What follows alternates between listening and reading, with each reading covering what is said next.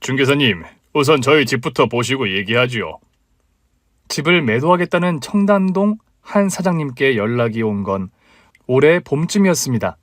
갑작스러운 일이었죠. 나름 이른 나이에 부동산 바닥에 뛰어들어 지금 강남 한복판에 들어오기까지 정말 발이 부르틀 정도로 돌아다닌 저였습니다. 그렇기에 그동안 많은 부동산 소유자분들과 인맥을 쌓아오고 있었죠. 또 보통의 중개사분들보다는 젊다면 젊은 30대의 열정이 그분들과 쉽게 친해질 수 있는데 한몫을 했던 것도 사실이었죠. 하지만 한 사장님은 달랐습니다. 물론 여러 각양각색의 분들을 대하면서 저만의 친밀 노하우를 가지고 있다 그렇게 자부했음에도 한 사장님은 정말 접근조차 어려운 분이셨죠. 그런 분께서 갑작스레 집을 매도하겠다 연락이 오신 겁니다. 네, 한 사장님.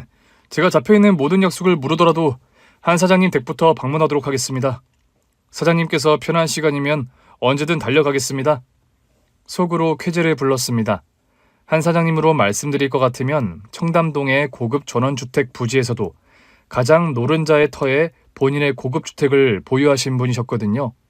그분께서 갑작스레 부동산을 매도하시려는 의도를 제가 정확히 알 수는 없었지만 부동산 거래가 성사만 된다면 그에 따른 중개보수는 몇천을 가히 뛰어넘는 엄청난 금액이었죠. 사실 조금 궁금했습니다.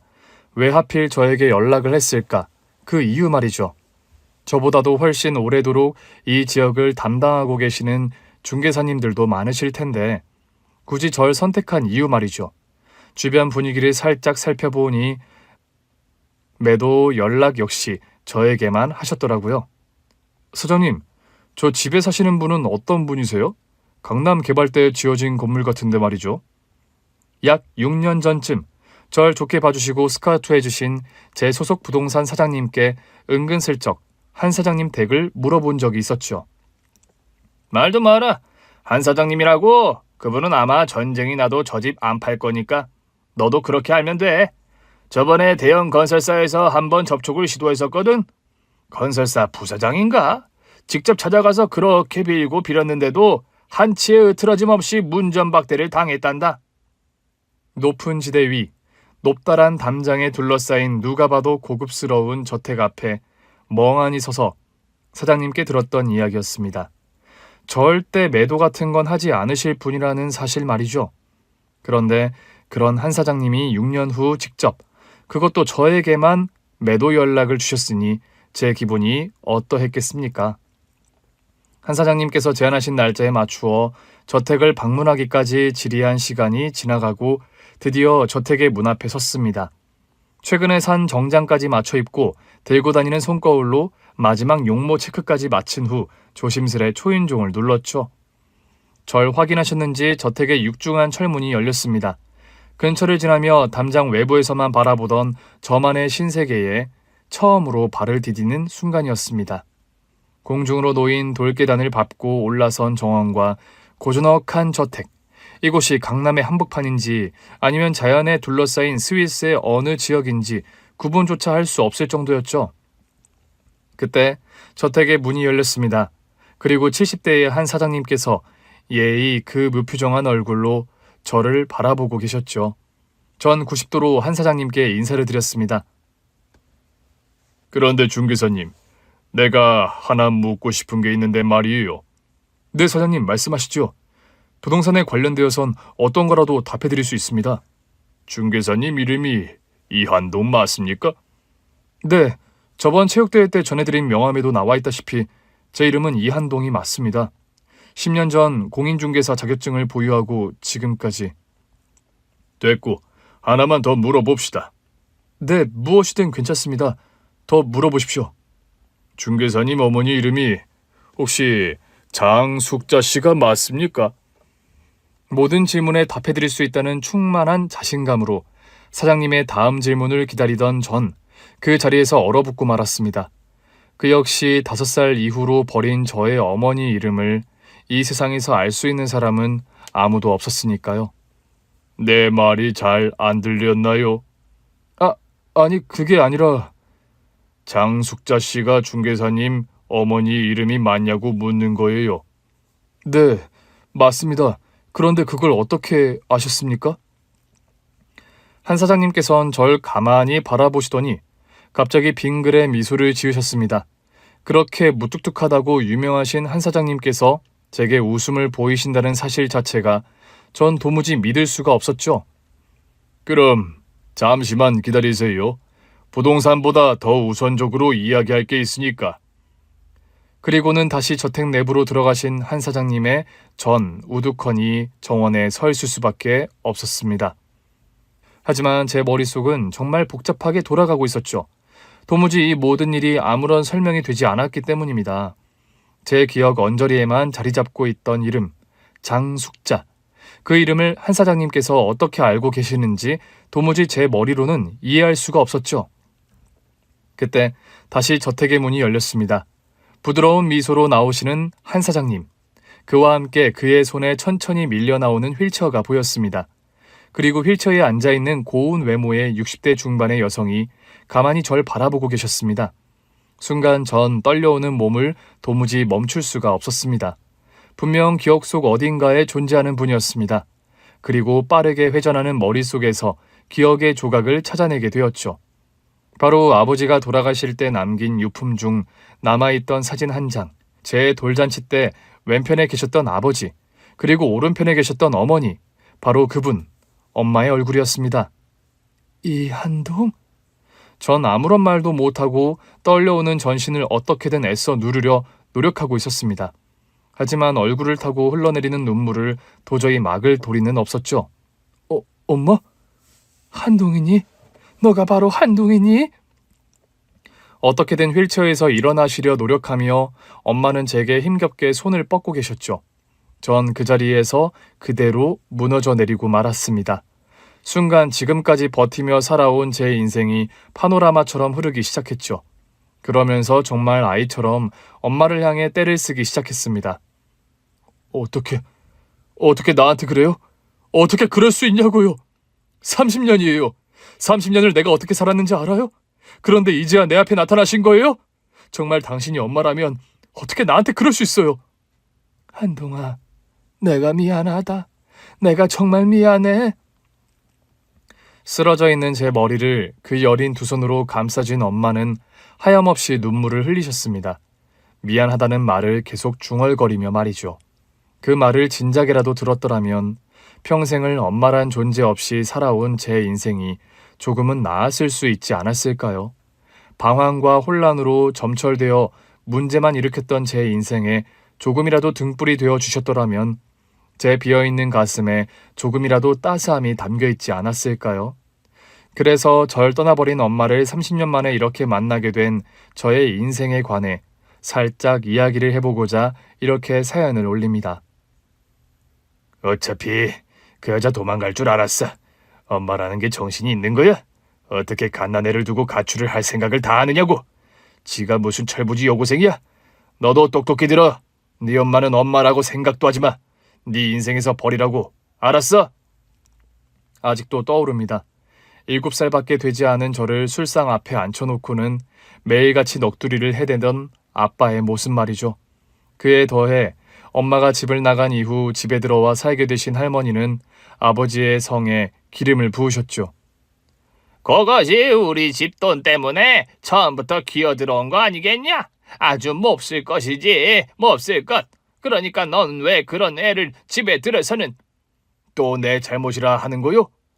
그게 나한테 얼마나 꼬리를 쳤는지 얘기했잖아. 일하러 왔을 때부터 아주 살살거리더라고. 그러니까 내가 항시 여자 조심하라 안 했냐?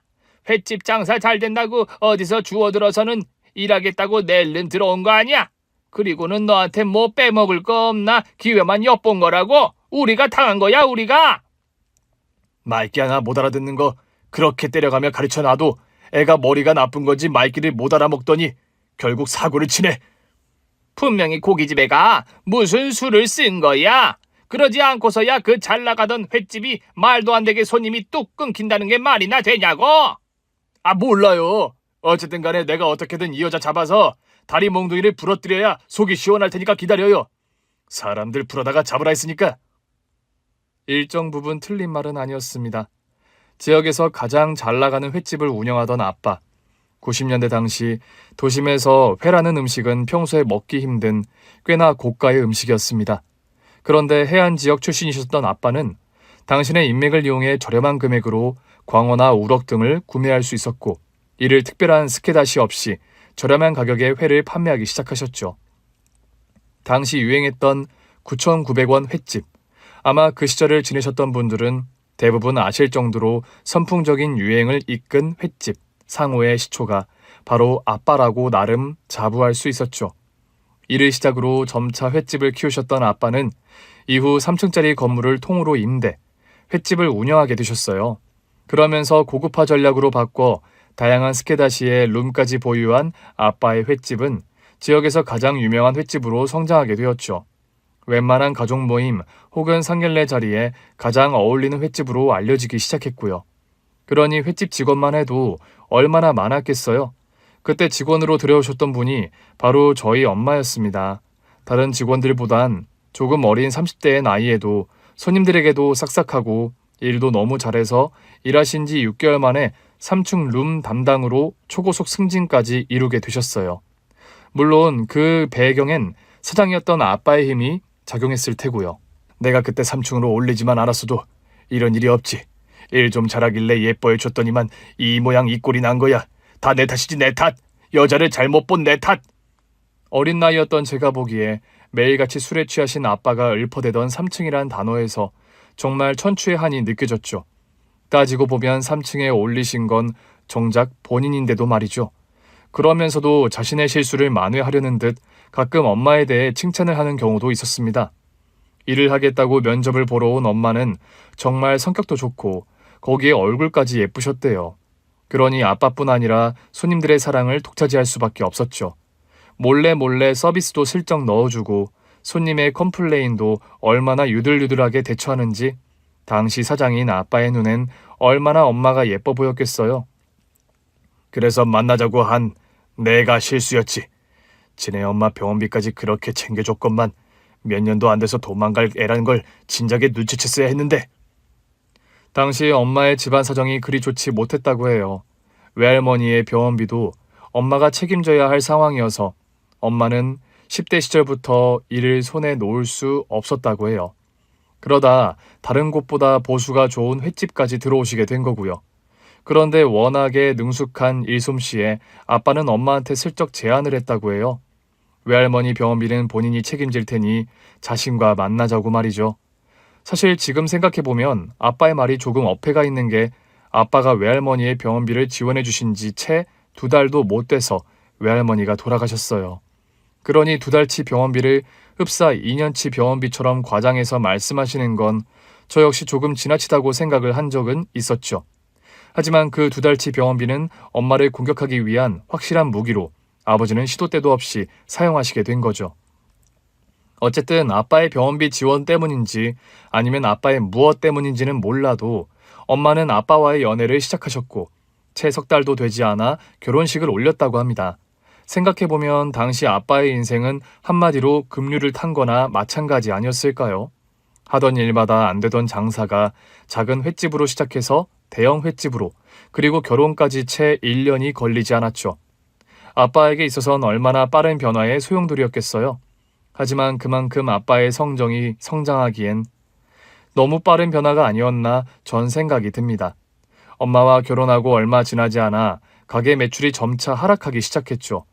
다시 과거로 돌아갈지 모른다는 불안감이 아빠를 지배했을 테고 점차 아빠는 괴팍해지기 시작했대요. 물론 이 역시 제가 나이가 조금 들어서 알게 된 사실이었지만요.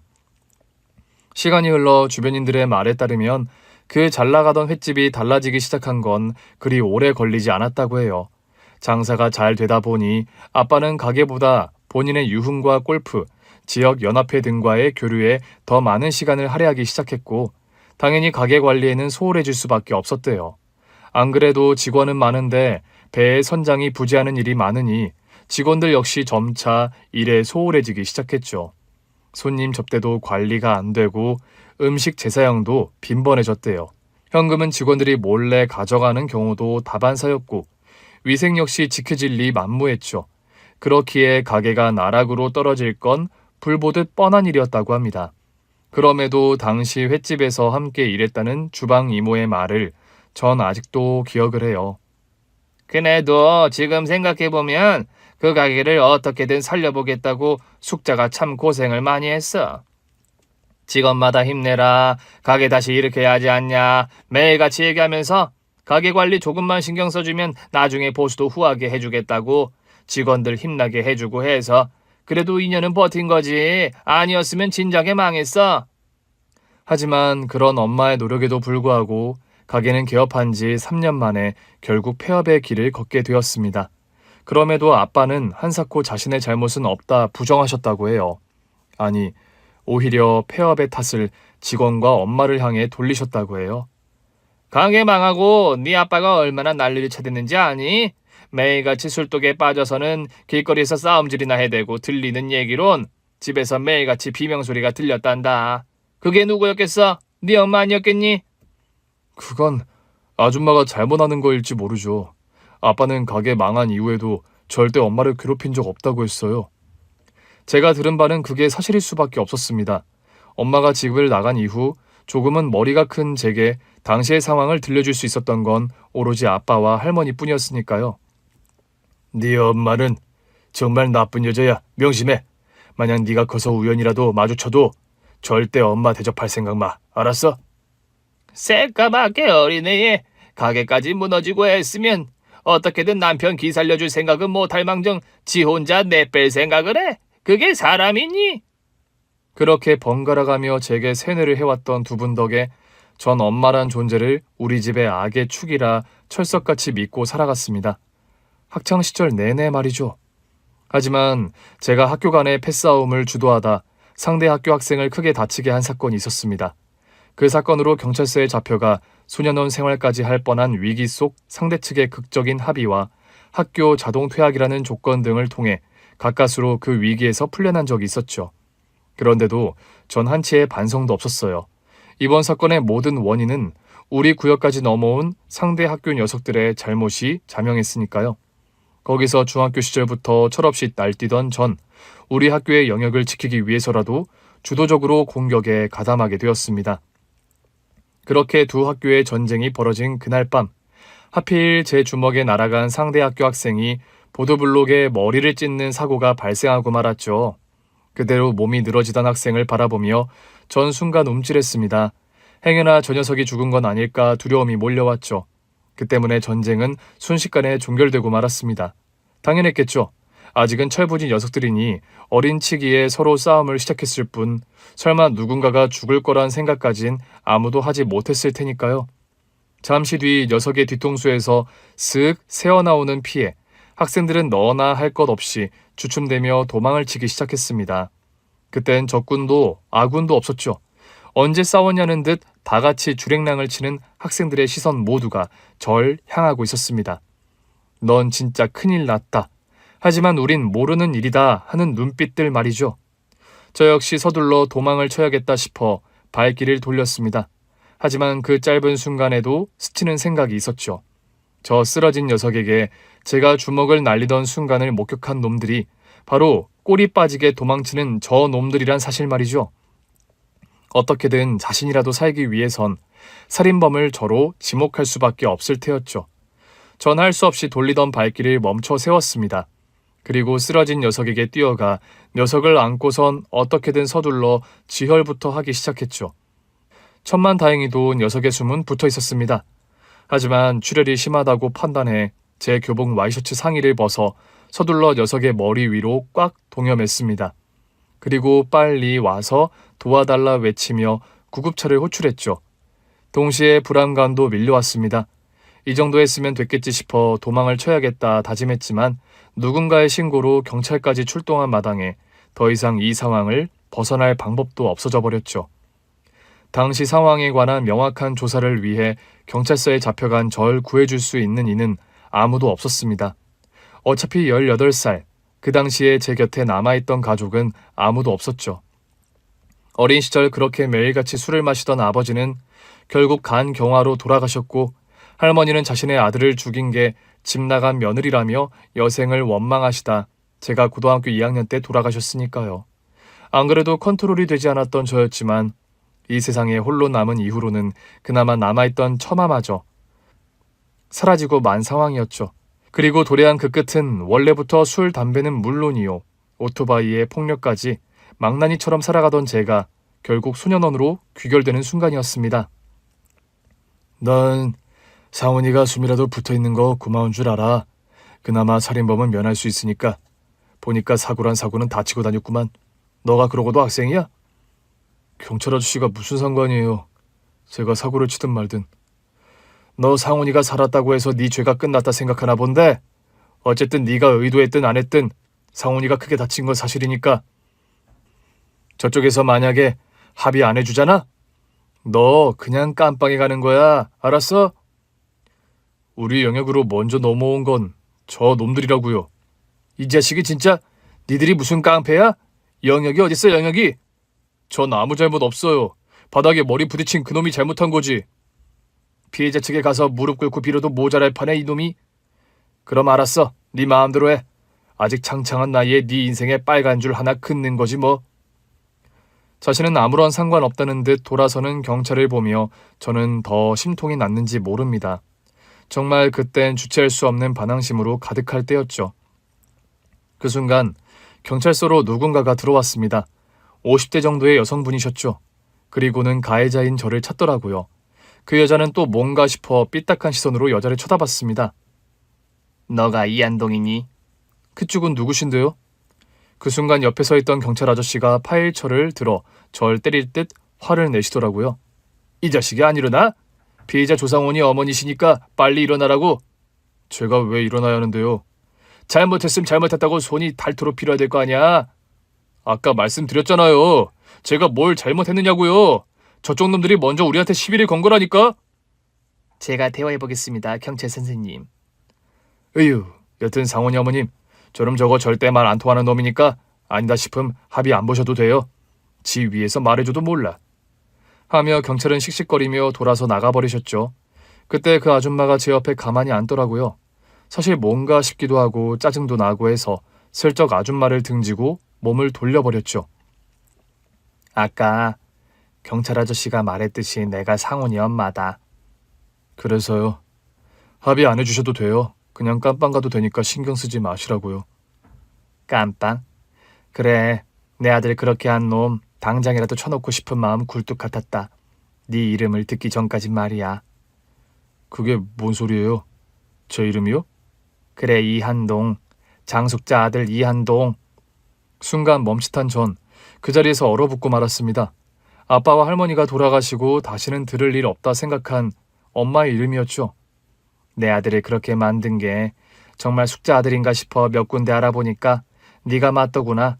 10여 년 전 강산 횟집 이태근 사장의 아들 이한동. 아니 그걸 어떻게...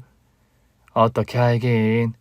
그 강산 횟집이 개업할 때부터 망할 때까지 장장 3년을 하루 종일 가게 주방에만 붙어 있었는데 누구보다 잘 알지. 그리고 그 당시 내가 가장 아끼고 친하게 지내던 동생이 네 엄마 숙자였고. 인생 참 희한하다.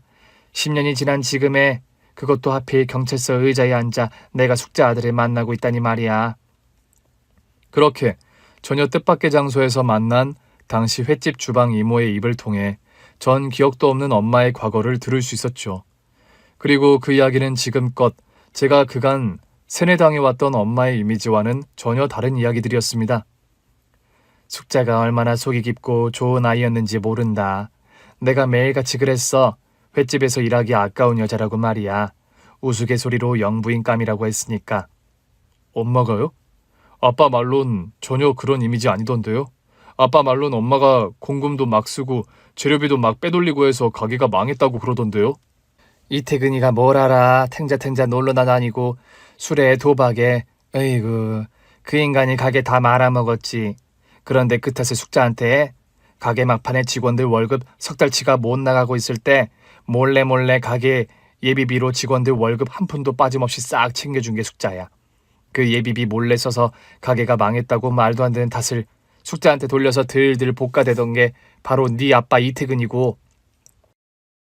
당시 표현은 안 했지만 전 실로 엄청난 충격을 받았습니다. 그동안 해왔던 엄마에 대한 원망과 분노 모두 부질없는 짓이 되어버렸으니까요. 그것뿐인 줄 알아?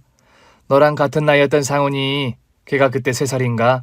폐렴이 심해서 폐에 고름을 한시라도 빨리 빼는 수술을 했어야 했는데 나도 그렇고 애 아빠도 빚 때문에 돈이 한 푼도 없었어. 그때 상훈이 수술비 하라고 숙자가 그동안 모았던 돈을 나한테 아낌없이 베풀었어. 그게 얼마나 고마웠는지. 아줌마는 한동안 눈물을 훔치며 말이 없으셨습니다. 그러다 천천히 입을 여셨죠. 상훈이 수술이 성공적으로 끝나고 내가 어떻게든 돈을 마련해서 숙자한테 갚으려 했다. 그런데 숙자가 집을 나간 이후였어. 아무리 찾아보려 수소문해봐도 숙자를 찾을 수 없었다. 그렇게 숙자는 항상 내 마음속의 빚이었는데 오늘 이렇게 너를 만난 거야. 전 무슨 말을 해야 할지 몰라 고개를 떨군 채 가만히 앉아 있었습니다. 오늘 병원에 가서 의사 선생님 말을 들어보니까 약간의 뇌진탕 소견은 있지만 다행히 치료만 잘 받으면 된다고 하더라. 물론 다행이긴 했지만 내 아들을 그렇게 만든 게 숙자 아들인 이한동, 바로 너더라고. 그래서 내가 이제야 숙자의 빚을 갚을 수 있겠구나 싶어 이렇게 널 만나러 찾아왔다. 절 향해 둘러앉으신 아줌마는 조심스레 제 손을 잡으셨습니다. 그리고 간절히 부탁하셨어요. 한동아, 너가 아는지 모르겠지만 네 엄마 숙자가 집을 나간 이유는 너무도 괴로워서였을 거야. 매일 같은 술주정에 폭력까지 일삼는 네 아빠를 더 이상 견디기 힘들었겠지. 물론 아들인 널 두고 집을 나간 건 잘못된 건 맞아. 하지만 당장에 자신의 몸조차 누일 곳이 없는 숙자가 핏덩이인 너까지 어떻게 데리고 나갈 수 있었겠니? 내가 아는 숙자는 아마 언젠가 널 찾으러 올 거다. 그러니 이 아줌마가 정말 부탁할게.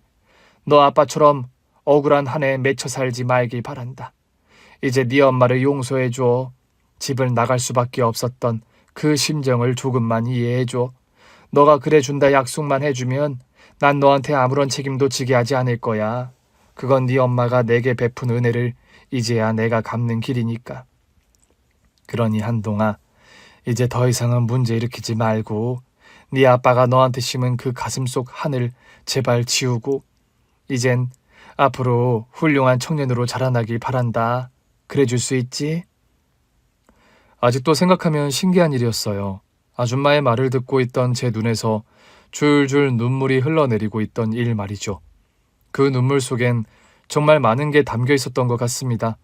어릴 때 날 버린 엄마에 대한 원망, 매일같이 어린 아들을 앉혀놓고 넋두리하던 아빠의 한, 그리고 분노로 가득했던 할머니의 거친 언행들, 그 모두가 제 눈물 속에 녹아 있었습니다. 아줌마의 도움으로 경찰서를 나온 전 동네 인근에 위치한 호숫가에 앉아 가만히 생각에 잠겼습니다. 제가 지금부터 무얼 해야 할지 제 인생 처음으로 제 미래에 대한 고민을 시작한 날이었습니다. 그리고 가장 우선적으로 해야 할 일은 피해자였던 상훈이를 찾아가는 일이었죠.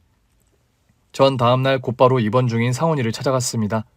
머리에 붕대를 감고 있었지만 다행히 건강해 보였죠. 처음에 제가 왔다는 사실에 상훈이는 강한 거부감을 보였습니다. 하지만 재차 상훈이 엄마의 설득 끝에 전 병실에서 상훈이와 마주할 수 있었죠. 사실 이번 일만 아니었으면 상훈이란 친구를 알지도 못했을 텐데 말이죠. 하지만 가슴속 깊이 밀려든 죄책감은 절 상훈이 앞에 무릎 꿇게 만들었습니다. 상훈아, 내가 정말 미안하다. 널 때린 것도 미안하고 이렇게 병원에 입원하게 만든 그 모든 게 다 내 잘못이라 생각해. 너한테 용서해달라고 말을 안 할게. 계속 미워해도 괜찮아. 하지만 난 너한테 꼭 빌고 싶었어. 정말 미안하다고 말이야. 다시 한번 미안하다. 또 무슨 애먼 짓을 할까 싶어 인상을 찌푸리고 있던 상훈이도 저의 예상치 못한 행동에 자세를 바로 했습니다. 그리고 내가 너한테, 그리고 너의 어머니한테 준 상처 언젠가 꼭 갚도록 할게. 지금은 비록 내가 아무것도 가진 게 없지만 정말이다. 남자로서 너한테 약속할게. 그런 저의 모습에 조금은 화가 풀렸는지 상훈이는 헛기침을 했습니다. 그리고 아직은 냉랭하지만 저한테 마지막 말을 건넸습니다. 됐어. 알았으니까 그만 가. 전 고개를 푹 숙여 인사하고는 병실을 나왔습니다. 상훈이 알았다는 말이 조금은 다행으로 느껴졌죠. 그리고 병실 밖에 서 계시던 아줌마에게 다시 한번 인사를 드렸습니다. 정말 너가 여기까지 찾아올 줄은 몰랐다. 고맙다. 고마워, 한동아. 감사합니다. 제가 지은 잘못 잊지 않겠습니다. 그리고 전 다시금 아줌마에게 인사하고 병원을 나섰습니다. 하지만 더 이상 제가 갈 수 있는 곳은 아무것도 없었죠. 학교는 퇴학 처리가 되었고 아빠와 할머니가 떠난 그 집도 들어가기가 싫었습니다. 하지만 전 이미 계획을 하고 있었죠. 호숫가에서 결심했듯 전 모든 걸 정리하고 제가 선택한 계획대로 서울로 향하기로 마음을 먹었습니다. 그리고 저의 서울 생활은 시작되었죠. 우선 고시원에 자리한 저는 곳곳에 알바를 전전하기 시작했습니다. 횟집이 망하면서 생긴 빚을 갚는데 대부분의 재산을 도로 토해냈던 아빠 덕에 원래부터 남아있는 건 아무것도 없었습니다. 거의 무일푼으로 서울에 올라온 전 닥치는 대로 일부터 해야 했죠. 하지만 막무가내로 일만 한 건 아니었습니다. 앞으로 무얼 하면서 먹고 살지 그게 가장 관건이었죠. 하지만 할 줄 아는 것도 없고 특별한 기술도 없던 제가 그나마 저의 장점을 찾게 된 건 대형마트에 파견되어 시식 및 홍보 등의 알바를 할 때였습니다. 그때 절 좋게 봐주신 마트 측 관리자께서 마침 퇴근을 하던 저와 엘리베이터에서 마주치게 되었죠. 그런데 한동 씨 말이야. 내가 지금까지 수많은 파견 직원들을 봤는데 한동 씨처럼 영업 잘하는 사람을 못 봤어. 말만 잘하는 게 아니라 사람들한테 상품에 대한 믿음을 가게 하는 신뢰의 힘이 있더라고. 내가 볼 때 한동 씨는 아직 20대 초반이잖아. 그 능력을 잘만 발휘하면 20대 이른 나이에 큰 돈을 벌 수도 있을 것 같아. 그런데 대학을 가지 않을 거라면 차라리 이번 기회에 자격증을 따보는 거 어때? 공인중개사나 감정사 같은 거 말이야. 앞으로 무조건 부동산이야. 그쪽으로 한동 씨 능력을 발휘하면 엄청 크게 성공할 수 있을 것 같은데. 당시 관리자의 말을 듣기 전까지만 해도 자격증이란 걸 따볼 생각은 추호도 해본 적이 없었어요. 공부란 걸 진득하게 해본 적도 없었고요. 그래서 돈도 벌어야 해서 학원 다닐 시간이 없다고 하니까 제 말에 오히려 관리자는 너털 웃음을 지으시더라고요.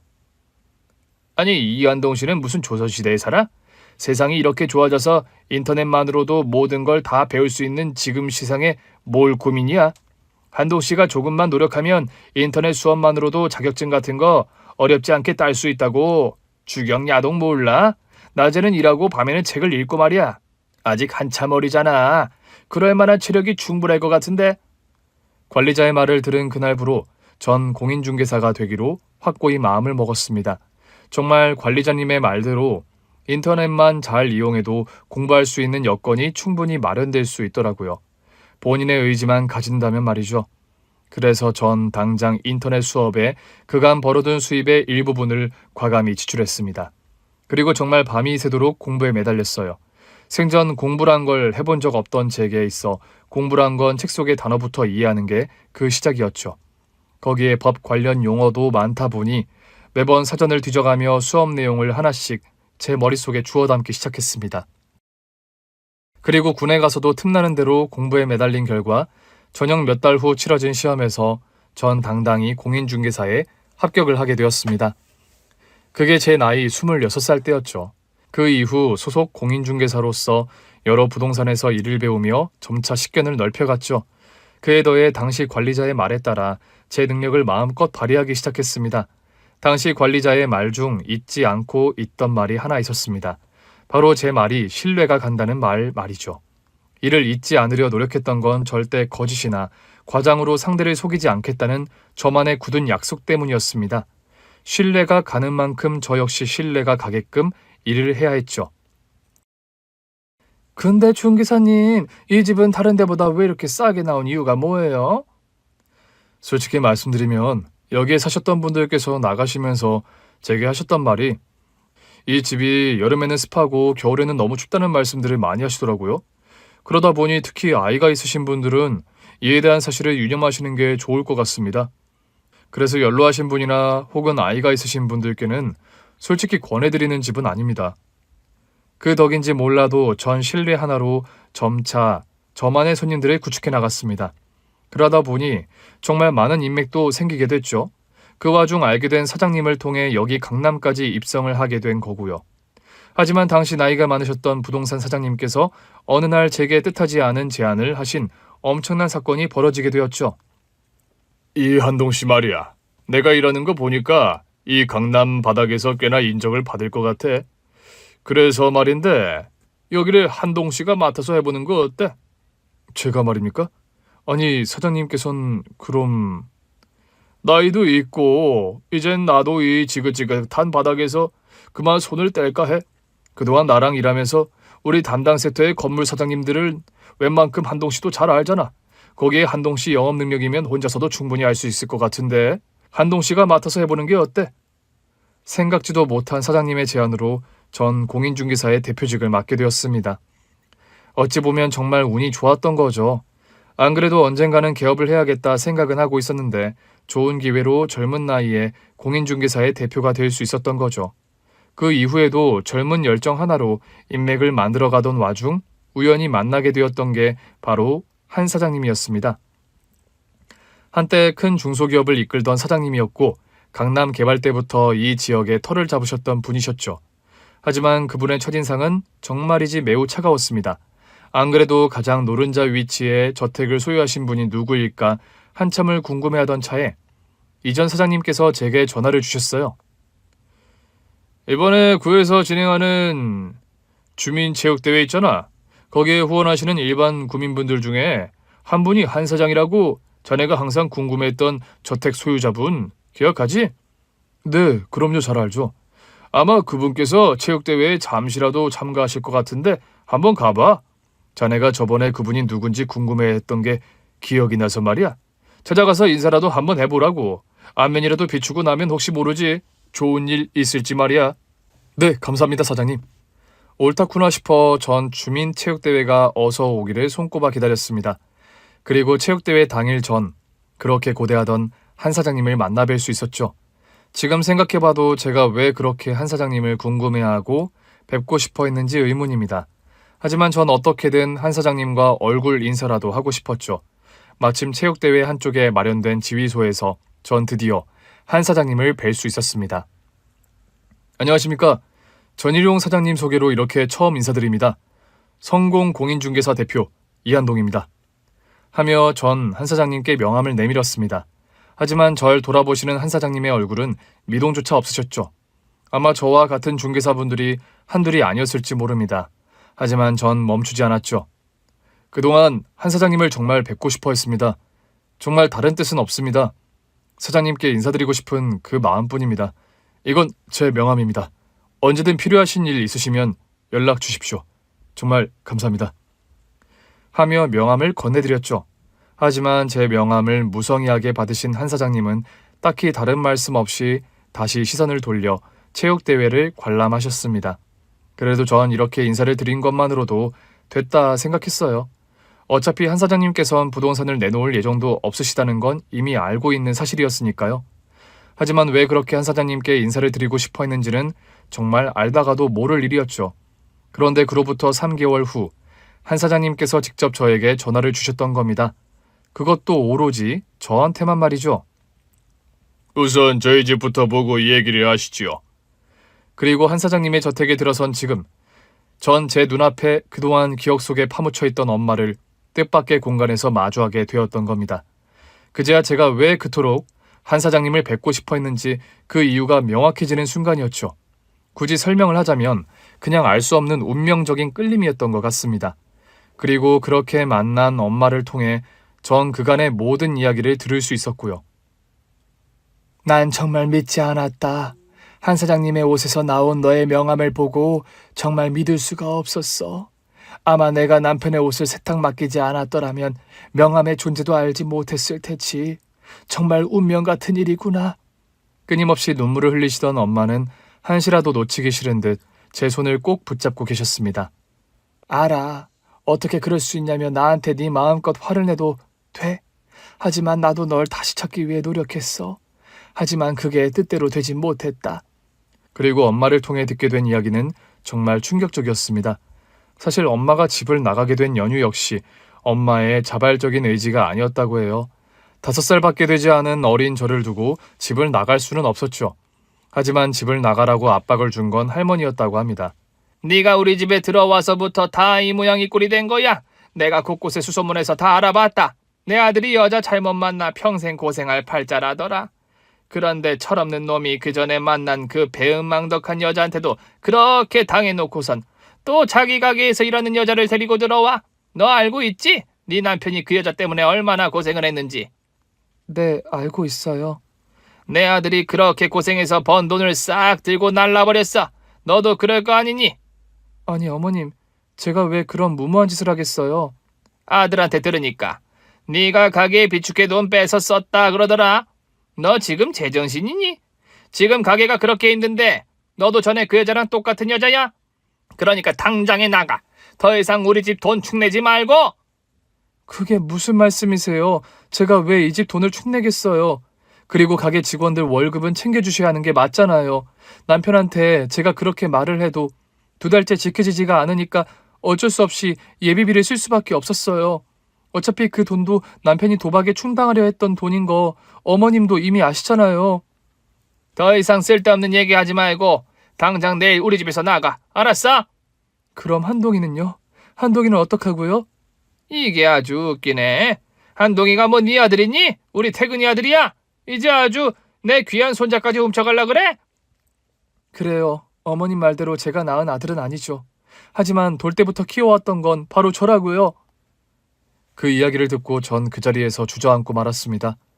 제가 사실 엄마가 손수 낳은 친아들이 아니라는 말에 전 하늘이 노래지는 기분까지 들었죠. 듣고 보니 전 아빠가 엄마를 만나기 전에 만났던 여자에게서 나온 아들이었다고 해요.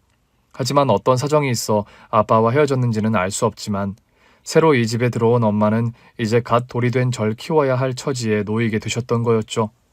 하지만 친아들이 아님에도 엄마는 정말 정성껏 절 키우셨다고 합니다. 이렇게 만나게 된 것도 운명이라 생각하면서 말이죠. 그런데 할머니에게서 당장 이 집에서 나가라는 말을 들은 그날 밤, 엄마는 그날 역시 술에 취한 아빠에게서 거친 욕설과 폭력을 당하셨다고 합니다. 당장 나가. 우리 집을 망치고 이젠 내 아들까지 훔쳐가려고? 이런 도둑이 어딨어. 지금 당장 이 집에서 나가! 정말 아무런 준비 없이 거친 아빠의 손에 이끌려 집 밖으로 내던져지셨답니다. 그러니까 엄마를 이 집에서 보낸 건 아빠와 할머니였던 거죠. 하지만 가라고 진짜 갈 줄 몰랐다는 심보였는지는 알 수 없지만 매번 집 나간 여자라고 그렇게 진실과 맞지 않은 험담을 매일같이 늘어놓으셨던 거죠. 그렇게 맨손으로 쫓겨난 엄마는 정말 갖은 고생을 다 하셨다고 해요. 그러면서도 어떻게든 절 데리고 오고 싶었다고 해요. 하지만 친아들도 아니고 또 도둑이라는 소리를 들으면서까지 절 데리고 갈 용기가 막상 나지 않으셨다고 해요. 당연했겠죠. 이후 엄마는 갖은 고생을 하며 가까스로 삶을 이어가던 와중 마침 과거 횟집에서 일할 때 손님으로 알게 된 한 사장님을 우연히 만나게 되었던 겁니다. 그리고 그간의 사정을 다 들으신 한 사장님은 전폭적으로 엄마를 지원해주기 시작하셨죠. 그 이유는 단 하나뿐이었답니다. 과거 횟집에 방문했을 시 어떤 손님이든 상관없이 밝고 상냥하게 응대하던 엄마의 모습을 한 사장님은 잊지 못하셨다고 하더라고요. 그렇게 한 사장님과 함께 제2의 인생을 살게 되신 엄마는 절 찾으러 다시 그곳으로 내려갔다고 해요. 하지만 그땐 이미 전 서울로 올라간 이후였죠. 이후로도 널 찾아보려 노력했단다. 하지만 널 어디서도 찾지 못했는데 이렇게 다시 만나게 될 줄 누가 알았겠니? 고맙다 고마워 한동아. 하지만 엄마는 누적된 삶의 피로 때문인지 현재는 위암을 앓고 계신다고 하셨어요. 다행히 수술은 성공적으로 끝나 지금은 항암 치료를 받고 계신다고 하더라고요. 아내가 아프다는 얘기를 듣고 안 되겠다 싶어 지방의 조용한 곳으로 이사를 할 예정이에요. 그래서 곧바로 집을 팔 생각을 하게 되었고요. 그러니 우리 중개사님께서 저희 집을 잘 팔아주시길 부탁드립니다.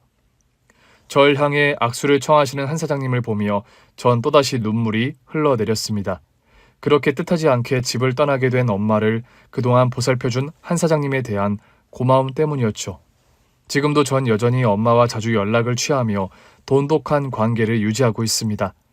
비록 절 낳아주신 친엄마는 아닐지라도 어린 제게 아낌없는 사랑을 베풀어 주신 저의 진짜 엄마였으니까요. 그리고 며칠 전 과거 엄마와 함께 일했던 아주머니, 그러니까 상원이 엄마와 다시 연락이 닿게 되었습니다. 당연히 엄마도 아주머니와 눈물의 통화를 이루게 되었고요. 한동이한테 얘기 다 들었어요, 언니.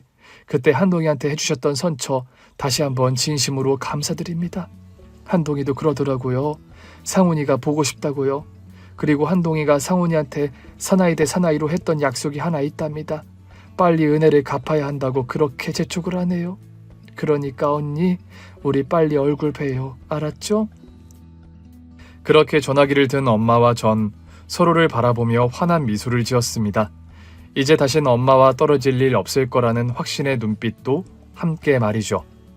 오늘 준비한 사연은 여기까지입니다. 재미있게 들으셨다면 구독과 좋아요, 알림 설정까지 눌러주세요. 그럼 저는 다음 사연으로 찾아뵐게요. 오늘도 건강하고 행복하세요.